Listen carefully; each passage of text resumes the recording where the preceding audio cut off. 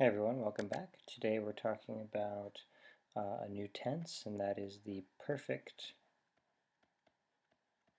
tense,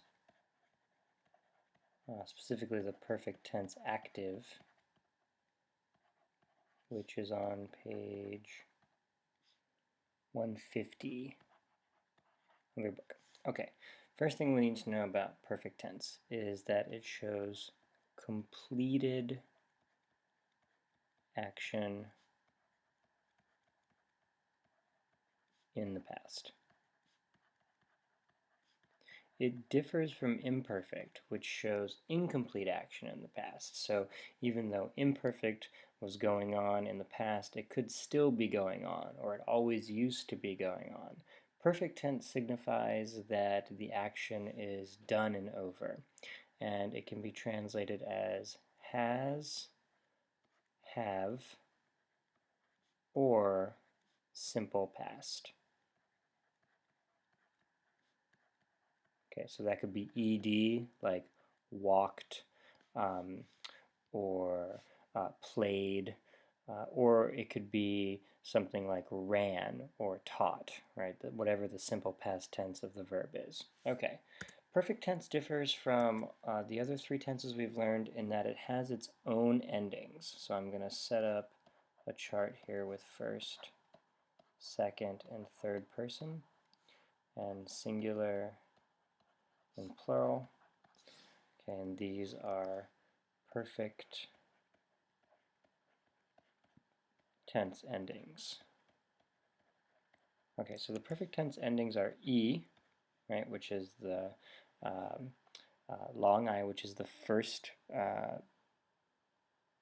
person singular and also the third principal part of the verb. We'll get to that in a second. So it's E, isti, it, imus, istis, and then the third plural, erunt. So the perfect tense endings are E, isti, it, imus, istis, erunt. And in order to form the perfect tense, we take the third principal part of the verb. This is why learning all of the principal parts is really important, plus the endings.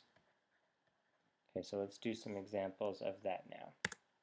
Okay, so we'll set up a chart with first, second, and third, and of course singular and plural. And let's use the verb woko as our model verb. So woko, wokare, wokawi, wokatum, to call. And so for the perfect tense, we're going to use the third principal part. Okay, so our first person singular is going to be wokawi. And then in order to conjugate, we take off the I, and that gives us what's called the perfect stem. Remember, the present stem was the infinitive minus the RE, right? That's the present stem. But now we have the perfect stem for the perfect tense. Okay, so I'm going to write the stem.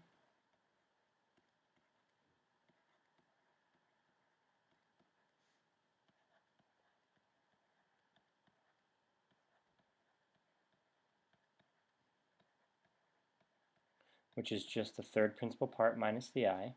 And now we can put in the endings.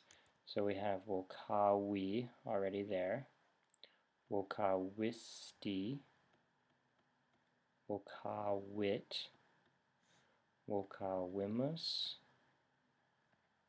wokawistis, and wokawerunt. Okay, so wokawi, wokawisti, wokawit, wokawimus, wokawistis, wokawerunt. And if we're translating these, remember that Perfect is have. So wokawi, I have called. Or you can omit the have and just say I called. Okay, wokawisti, you have called. Okay, wokawit, he, she, or it has called. And again, on all of these, you can take out what in English we would call the helping verb, the have or the has. Wokawimus, we have called. Wokawistis, you all have called. And wokawerunt, they have called. Okay, so we've conjugated and translated a verb in the perfect tense. Okay, one really cool thing about the perfect tense, we'll do one more verb, is that it's the same for every conjugation. So there's no variation for the conjugations. So now we're going to do a third IO verb. Let's use copio. So copio, copere, capi, coptum. Where copio means to take or capture. Okay, so for every perfect tense verb, it's the third principal part. So capi will be the first person singular. So that's what the third principal part actually is. It's the first person singular perfect active. Okay, and of course the mood is indicative. First person singular perfect active indicative. Okay, so capi is the first singular, then I take away the I to get the stem.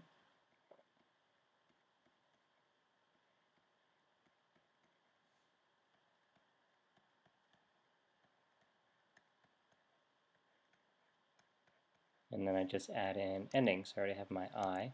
So capi, capisti, capit, capimus, capistis, and caperunt.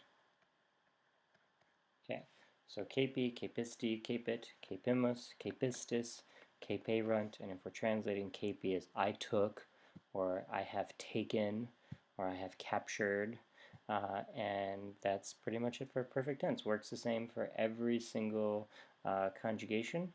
And then, oh, one more thing we should say before we go is that the perfect tense of sum. So let's do that real quick. So let's conjugate sum in the perfect. Okay, so sum, of course, is sum esse fui futurum to be. Okay, so we're going to take the third principal part minus the I. So, and of course, fui, and fu would be our stem. And then e, so fui, fuisti, fuit, fuimus, fuistis, and fuerunt. Okay, and sum, you could translate it literally. You can say, I have been, or you could just say, I was.